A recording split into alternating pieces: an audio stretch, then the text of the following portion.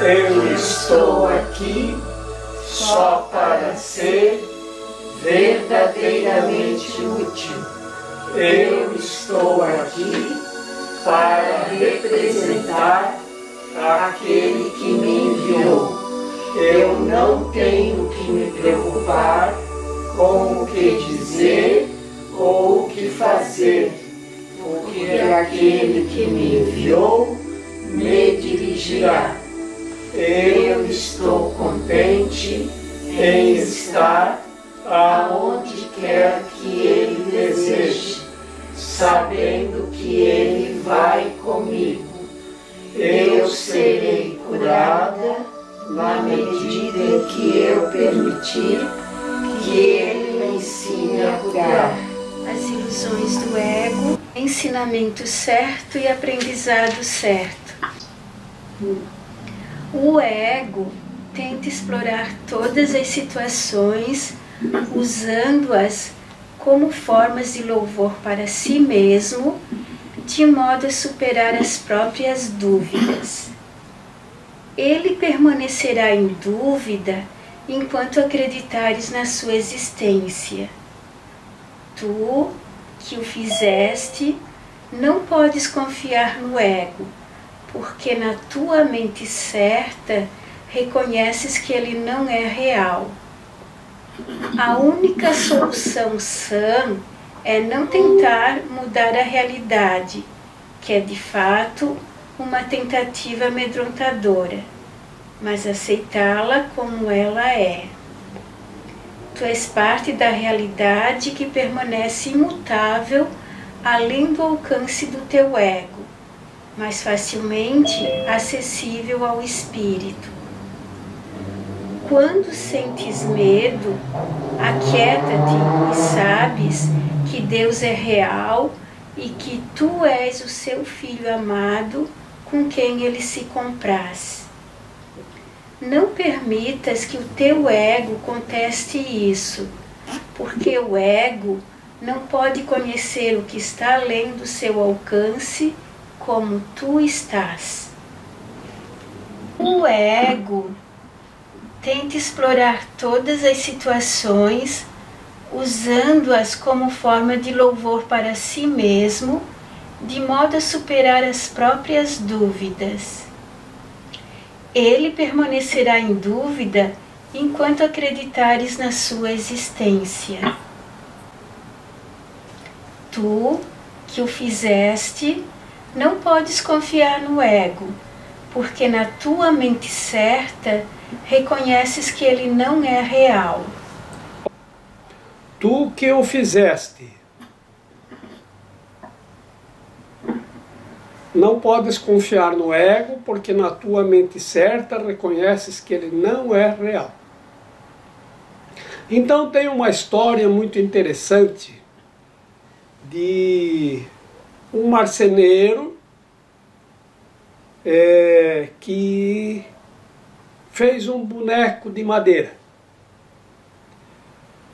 E ele queria fazer um boneco o mais perfeito possível. E esse boneco, ele quis tanto que esse boneco vivesse, que ele considerou o seu filho, a sua criação. E eu acho que ele transmitiu sua energia para o boneco, e o boneco parece que criou vida. Mas essa vida num boneco de madeira é uma coisa que não é real. Isso não pode ser verdade. No entanto, o próprio boneco acreditou-se ter vida e tirava da mente do seu criador a energia para existir. Como ele tirava da mente do seu criador a energia para existir, então da mente tira o que ele vivia, a sua existência não era real, logo era uma mente que tira a energia, logo uma mentira. E a cada vez que ele aumentava essa mentira, o nariz crescia. O Filho de Deus criou esse boneco e passou a se confundir com ele. Ele já não sabe mais se ele é o boneco ou se é o Filho de Deus, ou se é o boneco de madeira. Então, ele passa a existir, a acreditar tanto no boneco de madeira que transfere sua energia para o boneco de madeira e passa a acreditar que ele próprio, o Filho de Deus, é o boneco de madeira. O boneco de madeira, ele não pode saber o que o Criador sabe. Então, ele tem dúvidas e ele vive uma irrealidade, ele vive uma mentira. O criador desse boneco, ao qual deram o nome de Gepeto e o boneco o nome de Pinóquio, é muito parecido com um boneco de barro a que se deu o nome de Adão. Só muda o material de construção. Um é de madeira e outro é de barro. E aí, esse boneco passa a achar que ele tem vida própria, porque ele esquece de quem o criou. Mas como isso não é uma realidade, isso é uma mentira, então ele está sempre cheio de dúvidas. E você passa a duvidar de si mesmo e de sua origem, porque você se confunde com o boneco. Esse boneco também é conhecido como o ego. Não importa se é o Gepeto, se é o Adão, é o ego. Então ele cria o ego. O ego é o nome que se dá a essa existência falsa, tanto do Adão, tanto quanto desse boneco de madeira que é o Pinóquio. Porque ambos existem uma irrealidade, é uma mentira. Por quê? Porque isso não é real. Então o que o Pinóquio tem que fazer? Ele tem que voltar para a mente do Gepeto, que é a mente de quem o criou. O que o Adão tem que fazer? Ele tem que voltar para a mente de quem o criou, que é a mente de Deus. E nós somos os filhos de Adão e Eva. Então nós estamos aqui reproduzindo, nós somos a reprodução da história do Adão, tanto quanto a do Pinóquio. E vivemos também uma existência que não é real. Por quê que não é real? Então isso não é a realidade? A realidade, essa palavra, e aqui nós buscamos sempre compreender as palavras, é o reino do céu. Isto é a realidade, o reino. Por quê? Porque o reino, ele é para sempre. Ele não muda. E a comunicação é plena e total. E tudo lá é eterno. Outra história interessante que vamos colocar aqui é do Pequeno Príncipe. O Pequeno Príncipe, ele dizia para Exupéry que ele veio até esse planeta nas asas de um pássaro. No Antigo Egito, tudo o que tem asas vem do céu, é do céu ou está indo para o céu. Então de lá vem a representação dos anjos com asas. lá no Antigo Egito, que criaram essa representação, porque os anjos vinham do céu. Então as crianças perguntavam para o sacerdote: mas como o anjo pode vir do céu? E o sacerdote dizia: ele tem asas, como um pássaro. O pássaro não voa no céu, não vem do céu, não vai para o céu. Sim, é assim. Mas o anjo é um pássaro? Não, o anjo é como nós. Então foi associado ao anjo a imagem de uma pessoa com asas. Porque ele é como nós, porque sua origem é o céu e a nossa também, mas ele tem asas para manifestar na imagem a ideia de que tudo que tem asas vem do céu, vai para o céu ou está no céu. Então, daí vem a ideia de asas. E o pequeno príncipe veio voando nas asas de um pássaro, até onde ele encontrou lá no deserto o Exupéry. E então ele queria voltar para o reino. E o Exupéry dizia para ele que não volta, fica aqui, fica aqui. E ele dizia: mas eu não entendo esse mundo aqui. Aqui as coisas morrem. As coisas são feitas de pó. E aí o pequeno príncipe disse: lá no reino de onde eu vim, se você cria uma rosa, ela nunca se desfaz. Ela é para sempre. E você pode se comunicar com a rosa. Você tem plena comunicação com a rosa. Tudo está em plena comunicação. Então, esse é o Filho de Deus. Esse é o reino de Deus. A realidade é assim, tudo está em plena comunicação e em comunicação com Deus, e tudo é para sempre. Lá uma rosa é para sempre, para toda a eternidade. Aqui não. Aqui ela nasce, cresce, germina, cresce, dá a flor, seca, morre, volta para o pó. Tudo aqui é pó e o pó voltará. Então isso não é real nesse sentido. A gente não pode negar que a rosa está aqui, que o corpo está aqui. Está. Isso não dá para negar. Negar a existência dos corpos físicos que são feitos de pó e voltam para o pó é o erro número 1. Acreditar neles é o erro número 2.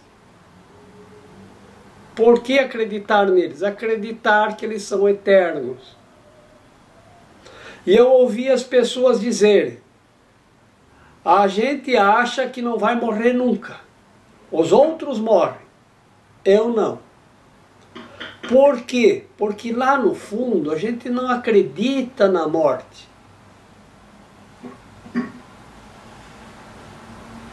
Um dia eu ouvi alguém dizer que estava morrendo, que a maior surpresa é que ele não podia acreditar que estava morrendo. Que isso não é possível. Como que eu estou morrendo? Pois é. Só que você não está, de fato. É o corpo que volta ao pó. Então vejam como isso é uma coisa bem interessante de nós avaliarmos o que é a existência do ego. O ego é uma coisa que nós acreditamos na existência, mas ele não existe. Não existe. Então, enquanto nós acreditarmos na existência do ego, nós estaremos divididos entre nós e o ego, ou seja, eu, o Filho de Deus, e o boneco de barro, ou o boneco de madeira, como preferirem, a minha mente vai estar dividida. E às vezes eu sou mais boneco do que filho de Deus. Às vezes eu me lembro que sou filho de Deus e sou menos boneco de barro. Porque eu ainda acredito na existência do ego. Então, quando eu deixar de acreditar no ego, a minha mente deixa de estar dividida, deixa de ter dúvidas e passa a ter certeza absoluta. E o boneco de barro, ele também deixa de ter dúvidas, porque ele volta para o espírito. E o Pinóquio volta para o Gepeto. Esse italiano lá que inventou essa história do Pinóquio, do Gepeto e do Pinóquio, ele representou exatamente como que acontece, que ele diz, tu que fizestes o ego. O Pinóquio é o ego do Gepeto. O Gepeto não é aquela pessoa assim representada por aquela pessoa sábia, amorosa, né? Um ancião, né, que representa toda a sabedoria do ancião, de quem já sabe tudo, cheio de amor, pacífico, contente, feliz, né? E o Pinóquio o que é? Pinóquio é o aprontão, o que entra nas encrencas, o que anda com más companhias, o que faz as coisas erradas. É a parte que não deixa de ser do Gepeto. Uma ideia nunca deixa a sua fonte. Então, o Pinóquio é a criatura ou a criança do Gepeto. Ele que fez. Assim como nós somos uma parte da mente que se separou e se fragmentou. Então todos nós somos um fragmento. Frag é pedaço, mento é mente, um pedacinho da mente que se fragmentou e gerou a multiplicidade. Por isso que está lá, crescei e multiplicai-vos. Isso não é uma ordem de Deus. Isso é o resultado lógico da primeira fragmentação. Agora isso vai crescer e vai se multiplicar. Eu quero ver como é que tu vai dar um jeito nisso depois.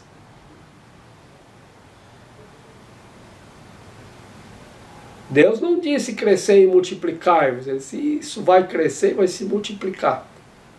Vai ficar complicado isso. E ficou. E tá. Né? Então é isso. Mas se nós tivermos consciência de como as coisas são, elas não nos afetam mais.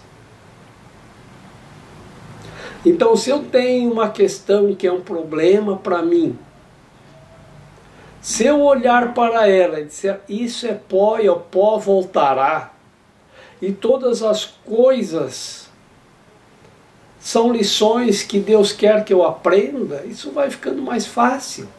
Porque aí você entende, tem uma lição para eu aprender aqui. E essa lição aqui diz que enquanto a gente acredita e bota fé no ego, a gente vai estar dividido entre nós mesmos e o ego, que é nós que o inventamos. O pequeno príncipe, e que não esqueceu da sua origem. Exatamente, ele não esqueceu da sua origem e quis voltar para o céu. Okay. Ele não quis ficar aqui. Isso aqui eu não quero. E essa história é bem interessante, porque no livro do Gênesis fala que nós viemos para cá por causa da serpente, né? Que a história lá tinha a serpente, a Eva e o Adão. E que a serpente é que tentou a Eva, que tentou o Adão, e tinha maçã e aquela história toda. Bom, a serpente então trouxe a gente para cá. O príncipe, tá? Aonde o pequeno príncipe conheceu uma serpente e se comunicava com ela. E a serpente morava numa árvore lá. E ele dizia para a serpente que ele não queria ficar aqui, que ele queria voltar para o mundo dele, mas ele não sabia como voltar. E a serpente dizia, eu sei como fazer tu voltar. E aí o pequeno príncipe contou para o Exupéry que a serpente sabia o caminho, como fazer para ele voltar, para ele sair desse corpo de barro e voltar para o reino. E o Exupéry disse, não vai na conversa dessa serpente, não vai não, não vai não, né? Que a serpente está mal intencionada. Até que um dia o pequeno príncipe não veio, e o Exupéry foi procurá-lo, e a serpente tinha picado ele, ele tinha ido. Então vejam que interessante isso, porque ali a serpente representou a libertação do pequeno príncipe e foi a forma dele retornar para o reino, que era tudo o que ele queria. Como faço para me libertar desse corpo de barro e voltar para o reino? É tudo o que nós queremos. Na Índia, ninguém mata uma cobra. As najas são muito venenosas. Uma picada de naja é tchau, tchau. Elas são muito venenosas, mas as pessoas não matam elas. E lá, quando as pessoas morrem, os hinduístas, eles são cremados nas piras com lenha e fogo, ao ar livre, para que eles se desfaçam totalmente do corpo, da ideia do corpo, e o corpo vira cinzas, e as cinzas eles jogam no rio Ganges para se dispersar, para o pó dispersar totalmente, para a pessoa não ficar com vontade de voltar para o corpo e não ficar presa no corpo. No entanto, a pessoa que morre por picada de cobra não precisa ser cremada. É a redenção, se redimiu. Veio pela serpente e voltou pela serpente. Então não precisa ser cremado. Aí eles simplesmente jogam o corpo no rio e pronto. Não é interessante essa ideia? Acho que a Cleópatra sabia alguma coisa disso também. Que ela também voltou por uma picada de cobra. Eu acho que ela sabia disso também. Acho que ela partilhava dessa mesma ideia, né? De que se ela fosse picada pela serpente, ela voltava para o reino. Agora veja como as pessoas têm medo das serpentes. Deve ser o medo de voltar para o reino, né? Nós estamos presos aqui, mesma coisa que o pequeno príncipe. Só que ele se dava conta e queria voltar. Então, lá na Índia, os hinduístas, eles têm essa consciência de que estão presos no corpo. E eles querem voltar para o céu. Lá eles querem voltar para o céu. Eles acreditam muito em reencarnação lá. É o povo que eu conheço que mais acredita em reencarnação. Mas fala com eles, vê se eles querem reencarnar. Nina, não. Nós queremos é voltar pro céu, pro nirvana. Então, quando eles têm alguma coisa difícil de cumprir, a vida está pesada, está difícil. Olha, não tem para quem não seja. Tá? Então o que nós temos que fazer? Eles dizem, eles chamam o karma, o destino, o karma, aquilo que tu tem que cumprir, né, para voltar para o céu. Então, eu tenho que cumprir isso para o meu aprendizado, para poder voltar para o céu. Tem coisas que são difíceis, tem coisas que são. Mas se você olhar desse jeito, que tudo é pó e o pó voltará, e tudo aqui são coisas que Deus quer que eu aprenda para voltar para o amor e voltar para o céu, fica mais fácil. Então, o Pequeno Príncipe, ele tinha essa consciência, e os hinduístas lá na Índia também têm. Eles querem voltar para o céu. Nós aqui não. Tá? A gente no Ocidente tem uma outra ideia, de que a gente quer ficar na Terra. Então a gente faz de tudo para ficar aqui. Mas faz coisas que, meu Deus do céu, impedem a pessoa de morrer a todo custo. Tá? As pessoas pedem, por favor, deixa eu ir. Não, não vamos desligar esse aparelhinho, não. A pessoa tem que entrar na justiça, lá, não sei se ainda é permitido, se não é, tem lugares que é, para pedir para desligarem o aparelho que está mantendo ela feito um alface lá. Não liberta a pessoa. Tá?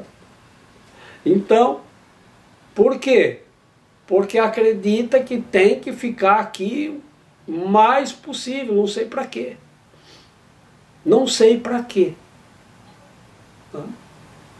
Então, quando termina aqui o teu aprendizado, pode ir, pode ficar mais um pouco, pode tirar umas férias, mas se quiser já pode ir. Tá? Não tem problema. Tá? Agora, nós temos uma recusa. Não, isso não. Isso não. Tá? Ninguém quer. Né? Não é que tenha que querer, tá? Mas é que tem que compreender isso. Tá?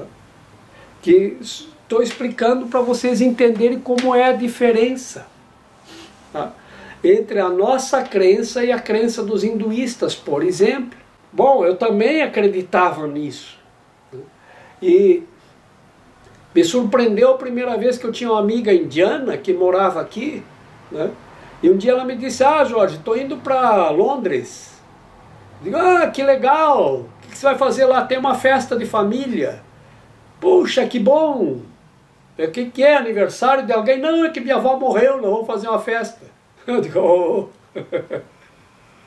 Festa porque a avó morreu? É. Porque ela se libertou e foi para o Nirvana, foi para o céu. Aí eles fazem festa. E nós não, nós choramos pra caramba. Então, me contrate para ir no seu velório, você vai ver a bagunça que eu vou fazer lá. Mas eles também têm essa crença. Tá? Só que eles fazem assim, se ele está devendo 1 centavo, ele vai lá e paga. E ele não engana outra pessoa. Nós enganamos, nós estamos devendo 1 centavo, não pagamos. Tem um outro povo aí que eu tinha, tem um menino que é muçulmano, que eu conheço ele, e o pai dele morreu. Quando morre alguém da família, a família se reúne e vai de casa em casa, percorre em toda a cidade perguntando se ele ficou devendo alguma coisa para alguém. E se ficou devendo, eles pagam. É bem diferente. Aqui, conversando sobre isso já num outro grupo, uma vez que a gente estava conversando a respeito, era assim, tipo assim, a herança que ele deixou eu quero, a dívida cobra do morto. Não fui eu que fiquei devendo. Não fui eu que fiquei devendo, foi ele, se entenda com ele, mas o que ele deixou é meu. Tá? Então, assim, a gente tem uma consciência diferente. E da mesma forma, a gente não quer pagar nada, né? Então, quando a gente tem essa crença aqui, que é o pecado, que tem que pagar, que tem que... Eles têm igual. Eles têm com um nome diferente, eles têm o inferno também. Eles têm, como é que eles chamam lá? Eu acho que é o mármore ardente, uma coisa assim, que a pessoa vai para um lugar onde está o mármore queimando, ardente. É a mesma coisa que a ideia do inferno. Eles têm uma ideia diferente, eles chamam diferente, que eles chamam nirvana, nós chamamos céu, mas eles têm também. Só que eles fazem de tudo para não deixar nada pendurado. Nada. O Sócrates, as últimas palavras dele, porque deram cicuta para ele tomar, ele se lembrou que estava devendo alguma coisa para alguém. E aí ele pediu, por favor, eu estou devendo alguma coisa lá para o Zeferino. Alguém paga para mim. Pronto, o pessoal já se prontificou. Deixa comigo que eu pago. Pode ir em paz que não vai ficar devendo nada. Então, isso libera a pessoa. E a pessoa faz de tudo para ir para o céu. Nós parece que não, que nós relaxamos. E aí o problema com essa ideia das nossas crenças é que nós negamos as crenças, negamos as instituições no Ocidente, não estou falando nós aqui, né? Mas no Ocidente nós negamos muito as instituições, mas continuamos presos às crenças equivocadas, e aí fortalecemos a crença equivocada. Então, tipo assim, eu não vou mais lá na tal igreja porque lá eles dizem que é o pecado e que a gente vai para o inferno. Mas isso em todo lugar é assim. Pode mudar de nome, pode mudar o conceito, mas é assim. Tá? Mas o que eu faço então para não ir para o inferno? Ué, conserta o erro que tu fez. Vai lá, pede perdão, conserta, está desfeito. Tá? E daí eu vou para o céu, está liberado. Está liberado. Quando você vai num restaurante e você consome as coisas lá, você está liberado depois que pagar a conta. Quando você fica num hotel, você está liberado quando pagar a conta. Aí pode sair para voltar de volta para a tua casa, está livre. Mas não pode ficar devendo nada. Então a gente não pode ficar com mágoa, não pode ficar com raiva, não pode ficar com ressentimento. Tem que estar sempre se reconciliando. A gente pode cometer erro? Pode. Mas quando a gente se dá conta que cometeu um erro, vamos corrigir. Vamos corrigir isso. Vamos desfazer o erro. Né?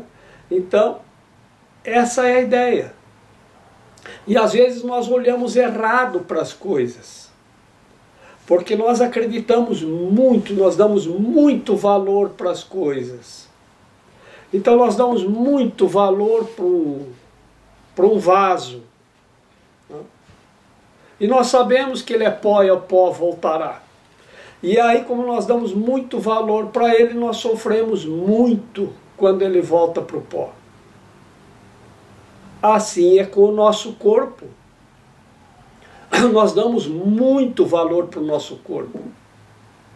Então, o dia que ele volta para o pó, é a hora do desespero, da choradeira. Né? Porque foi para o pó. Né? Então, é essa crença que bota medo na gente. O medo é que a gente fez um monte de coisa e aquilo que devia fazer não fez. Tá? É como uma criança que não faz a lição de casa, depois fica com medo da professora botar ele de castigo. Eu fiz isso uma vez. Eu não fiz a lição de casa, no outro dia de manhã eu não fui para a escola. Eu devia ter uns 7, 8 anos. Eu fiquei rodando pela cidade, bem longe da escola. Quando deu meio-dia eu voltei para casa. Porque eu tinha medo que a professora pudesse me repreender ou me castigar. Não apareceu nenhum adulto que disse: o que tu está fazendo aqui, menino? Que não está na escola. Pega pela mão, vamos lá para a escola. Por que tu não quer ir para a escola? E eu não contei isso, estou contando para vocês aqui. Não, acho que eu contei isso para meus pais, não. Depois, no dia seguinte, eu fiquei com medo de ir para a escola, mas fui. Não podia deixar de ir na escola todos os dias, porque não fiz a lição de casa. Agora, imagina que é uma criança rodando pela cidade, uma cidadezinha pequenininha, né, se escondendo para não ir para a escola, com os livros embaixo do braço. Então, assim nós fazemos com relação ao céu. A gente tem medo porque não fez o que devia e o que não devia fazer, fez. É esse o medo que a gente tem. Então eles não têm esse medo. Eles sabem que eles fazem de tudo, é o que eles dizem. Nós fazemos tudo o que for preciso para ir para o Nirvana. Se tiver que fazer, eu faço. Tá? E nós temos dificuldades para isso. Quando se diz que tem que obedecer às leis, a gente não quer, né?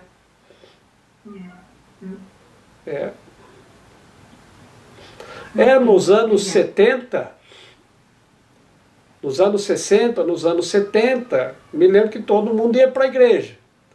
Aí começou aquele movimento, não vá para a guerra, faça amor, e sexo, drogas e rock and roll, aqueles festivais. Logo nós estávamos imitando aqui também, o povo está imitando aqui também. Mas para fazer isso, tu não pode mais ir para a igreja se tu faz isso. Aí tu tem que, ou uma coisa ou outra. Porque quando tu faz as coisas que a igreja diz que não é bom fazer, porque aquilo vai te causar sofrimento, e aí tu faz, aí tu tem que negar a igreja. Dizer que lá não dá, porque lá tudo é pecado, porque é uma coisa assim. É isso que eu vi as pessoas fazerem. Inclusive uma pessoa bem parecida comigo fazia isso. Não fui para as drogas, nem para a promiscuidade, mas era assim. Lá tudo é pecado, aquela coisa, então está ultrapassado. Eles vão vir, essa ideia vai se incutindo na mente das pessoas. Sabe? De um jeito que vai afastando a pessoa da obediência das leis. Agora você olha aqui como é que funcionam as pessoas.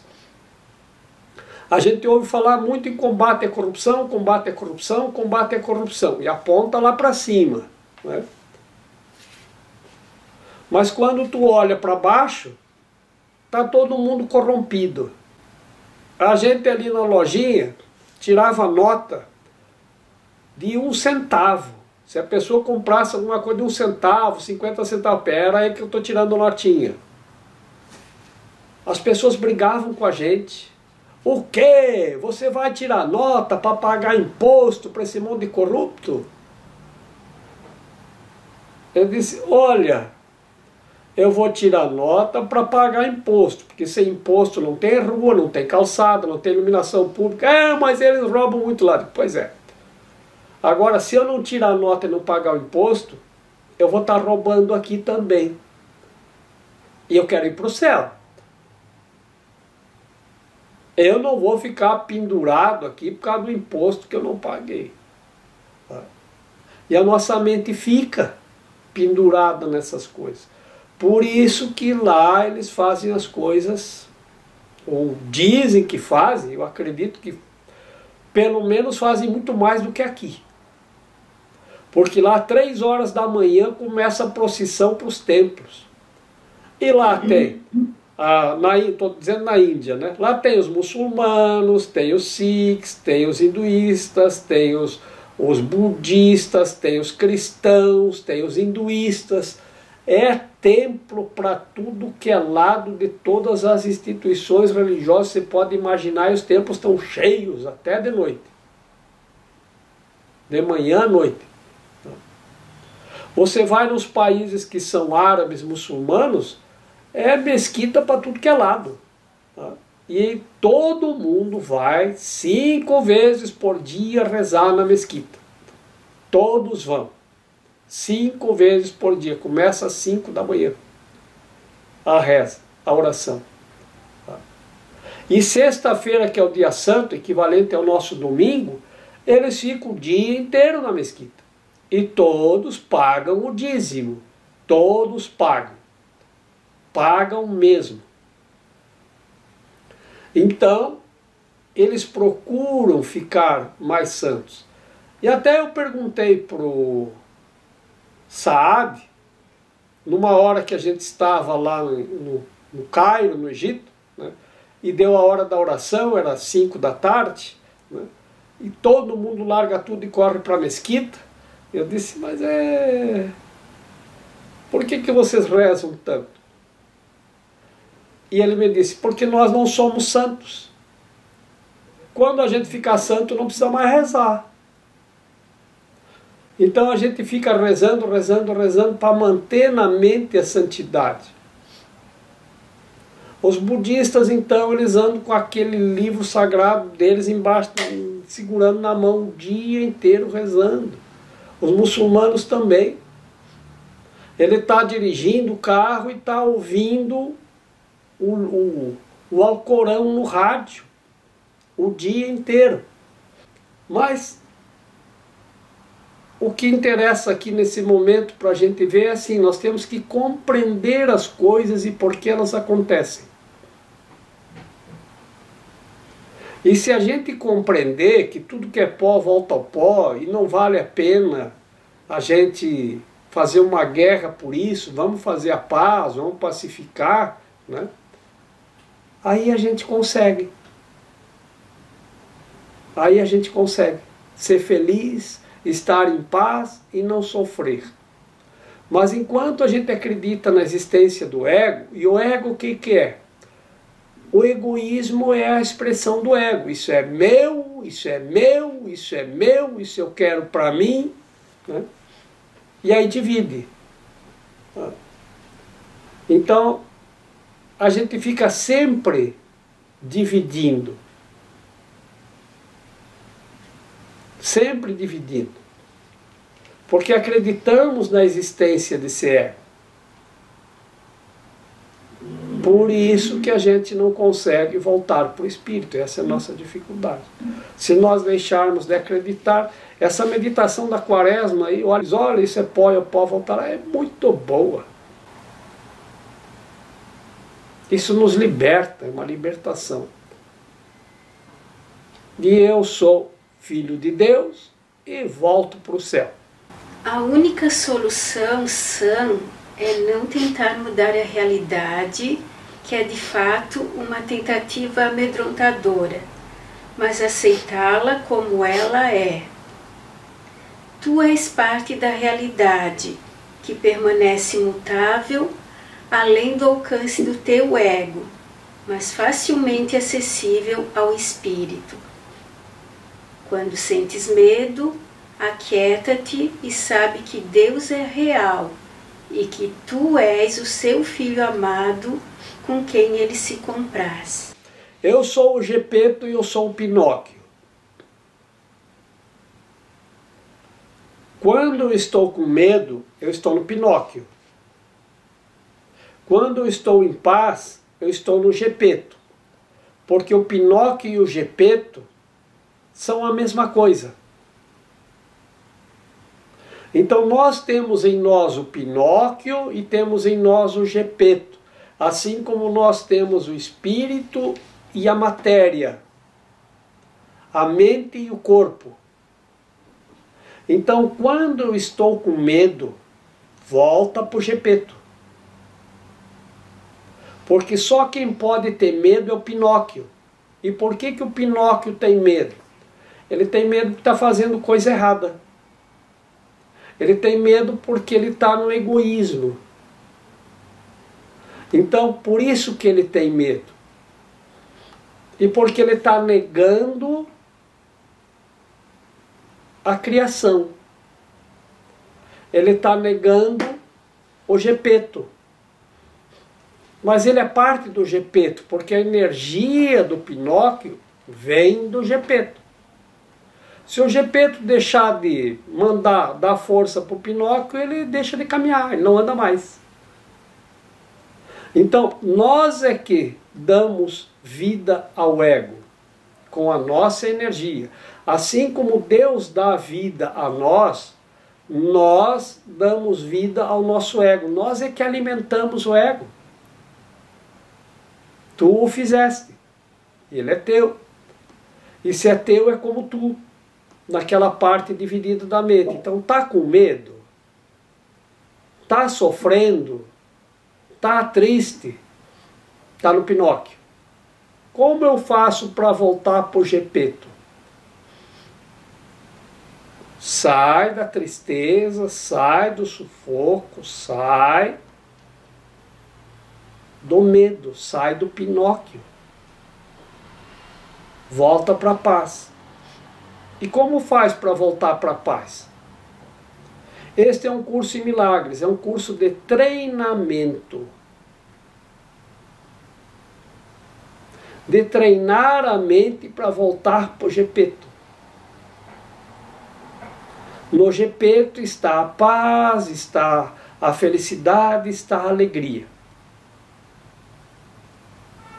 Então vocês entendem que o Gepeto e o Pinóquio aqui são uma analogia para nós entendermos a nós mesmos. Somos parte Gepeto, parte Pinóquio, parte mente, parte corpo. Quando nós estamos muito no corpo, estamos Pinóquio. Porque o corpo tem medo de tudo. No corpo nós temos medo. Porque qualquer um pode nos ferir, qualquer um pode nos tirar, qualquer um pode nos fazer sofrer. O corpo é o medo. Se você está na mente, ninguém pode te alcançar na mente. Tudo que pode acontecer aqui é no corpo, na mente não, a menos que você permita, que você acredite que é possível. Aí você fica doente, ou demente, sofrimente, porque você fica, o que traz esse sofrimento? A raiva, o ódio, o medo, a angústia, a vingança, o desespero. Olha para isso e diz assim, Pinóquio, eu não quero mais isso. Eu quero viver feliz, alegre e contente. E em paz. Vai ter recaída lá, o Pinóquio ainda está ali, gente. A gente vai voltar para o Pinóquio, a gente vai passear com ele ainda. E vai se irritar, e vai se magoar. Nós temos que aprender a voltar. É treinar a mente para voltar para o espírito, para voltar para o Gepeto, onde está a alegria e a felicidade. Lá no Pinóquio não tem alegria. O mundo do Pinóquio não é alegre, não é feliz, é um estresse. É um estresse. É só conflito e confusão. Pode olhar a história do Pinóquio, ver se ele tem felicidade. Não tem. Olha para a carinha do Gepeto. Parece um bom velhinho, né? Feliz, sábio, tranquilo, em paz. Quem inventou essa historinha compreendeu muito. Devoto a ele minha gratidão. O lugar onde eu mais vi Pinóquio foi na Itália, lá em Assis. Que eu acho que o cara que fez a história do Gepeto do Pinóquio era de Orvieto, que fica no caminho para Assis. Mas em Assis tem cada Pinóquio lindo, aqueles Pinóquio de madeira bonito. Eu tenho um Pinóquiozinho pequenininho assim, que é para eu me lembrar de vez em quando de olhar para ele e dizer, para ver se eu não estou parecido. Sai daí. Sai do Pinóquio.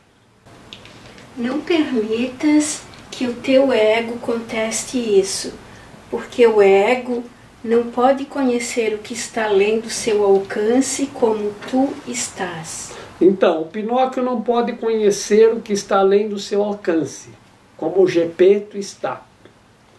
Então, o que o Pinóquio sabe para contestar? Não sabe nada. Então é isso que é a diferença entre o corpo que está no ego e a mente que está no espírito.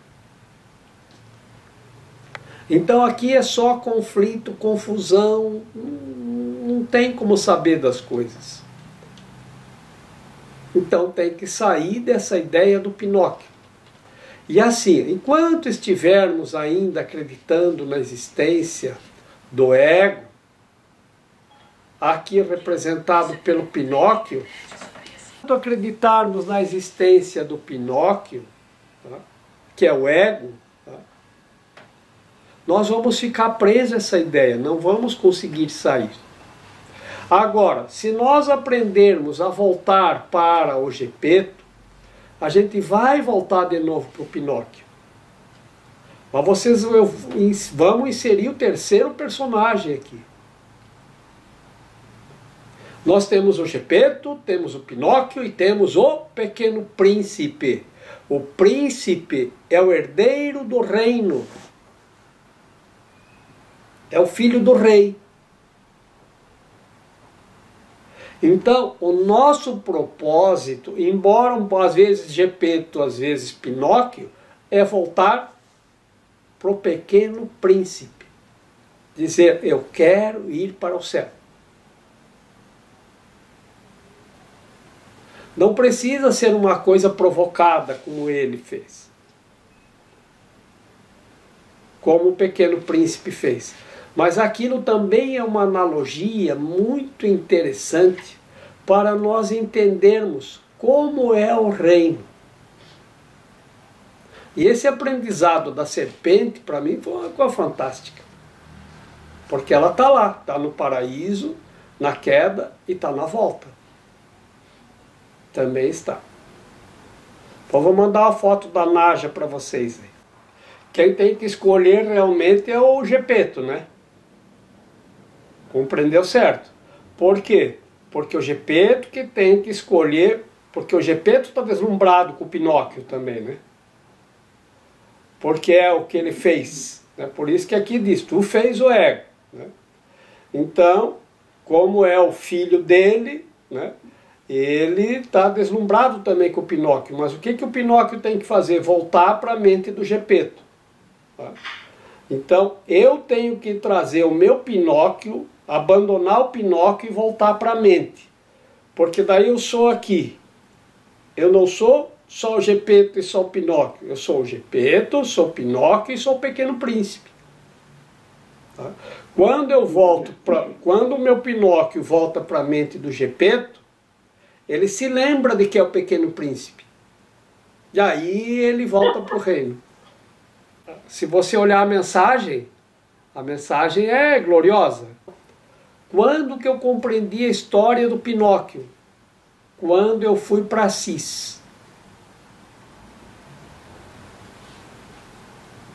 Em 2006.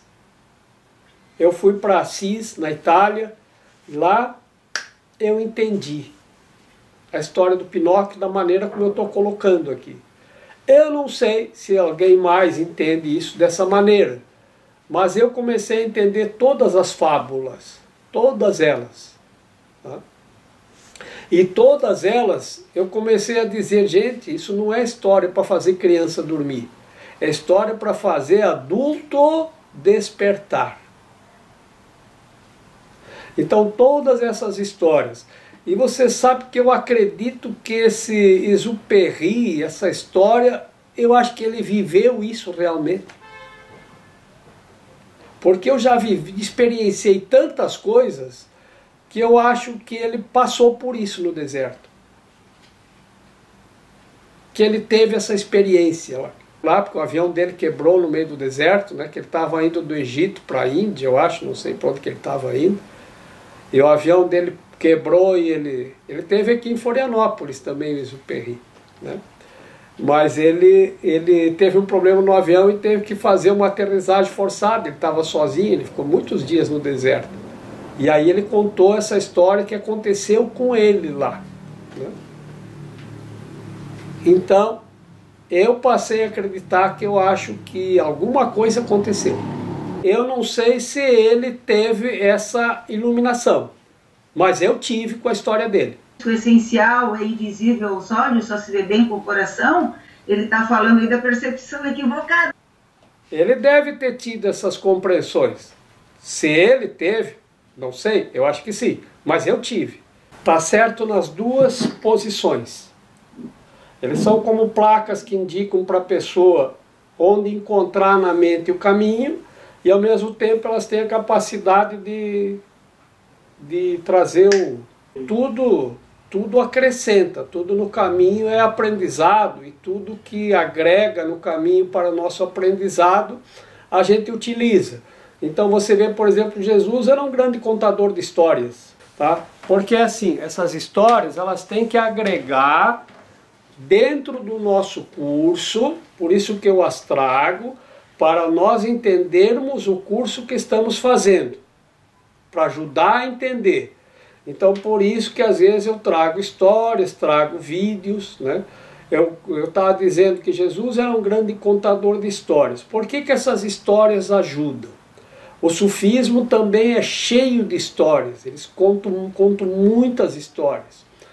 No que essas histórias ajudam? A história em si, ela ajuda a gente a entender algumas questões que estão no curso do nosso caminho, tá? Então, por quê? Porque nossa mente é analógica. Nossa mente não é ainda digital. Nós ainda funcionamos no analógico. Tá? O que é o analógico? Tu tem que pegar uma coisa e tem que ter outra para entender, para comparar. Então a mesma coisa, Jesus pegava uma coisa que as pessoas entendiam, quando elas tinham uma questão que não conseguiam entender, ele pegava uma coisa que eles entendiam. Então ele dizia, veja, assim, tem um fazendeiro que tem 2 filhos. Isso eles entendiam. Tá? E aí ele começava a contar toda uma história a respeito daquele enredo. Ele criava um enredo para contar a história.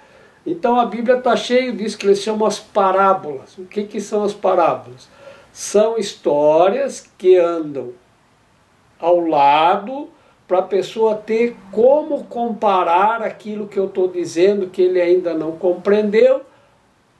Comparando aquilo, ele diz, agora entendi.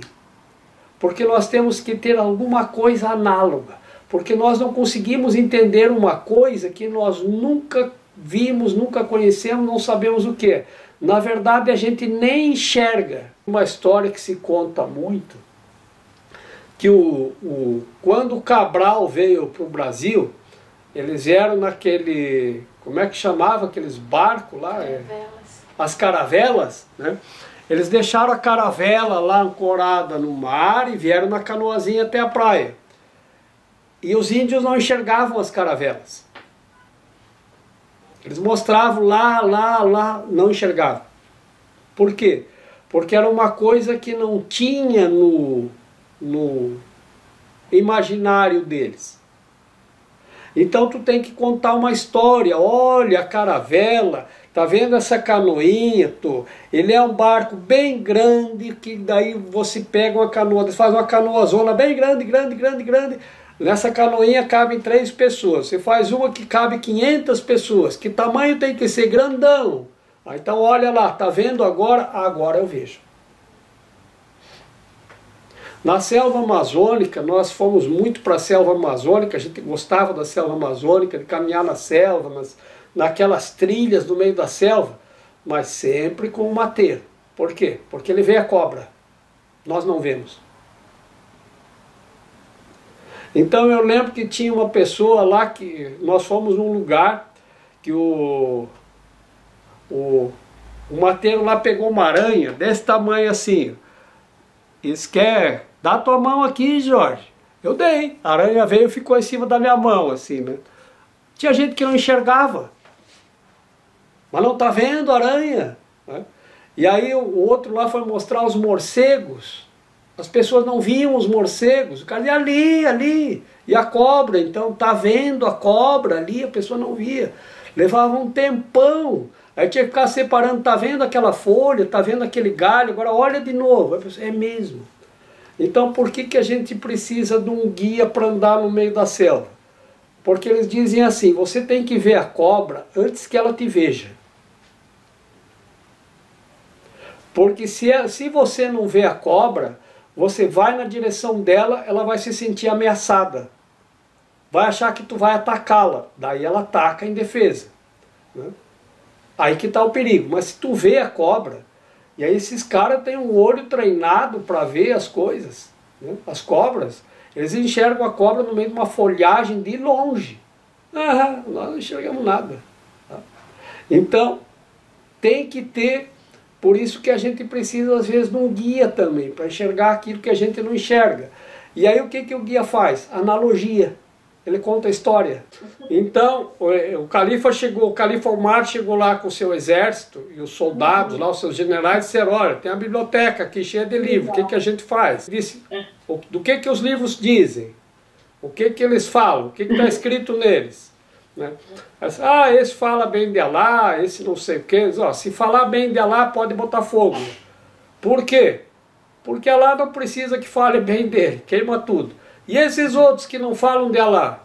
Esses também a gente não precisa, queima tudo também. A gente não pode se perder nas histórias. Tá?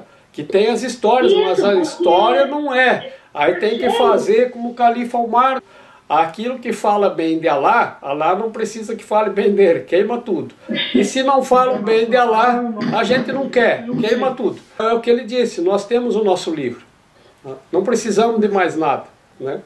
Porque se tu começa a botar coisa daqui, daqui, dali, isso aqui, aquilo lá, aquele outro, tu te perde no caminho, né? Tu te perde e fica nas placas. Quando a gente não precisa mais das histórias, a gente não precisa mais, né? Então, mas enquanto a gente precisa, elas ainda são auxiliares. Mas para nos manter no curso, e não nos façam desviar do curso, não fica preso na história. Então, muita gratidão a todos por estarem conosco, por terem vindo e estado aqui, compartilhado conosco esse aprendizado. Cada dia aprendemos mais e estendo a todos as bênçãos do céu, para que possamos compartilhar a paz e a alegria do reino, na unidade do Pai, do Filho e do Espírito Santo. E eu estou aqui só para ser verdadeiramente útil. Eu estou aqui para representar aquele que me enviou. Eu não tenho que me preocupar com o que dizer ou o que fazer. Porque aquele que me enviou me dirigirá. Eu estou contente em estar aonde quer que Ele deseje, sabendo que Ele vai comigo. Eu serei curada na medida em que eu permitir que Ele me ensine a curar.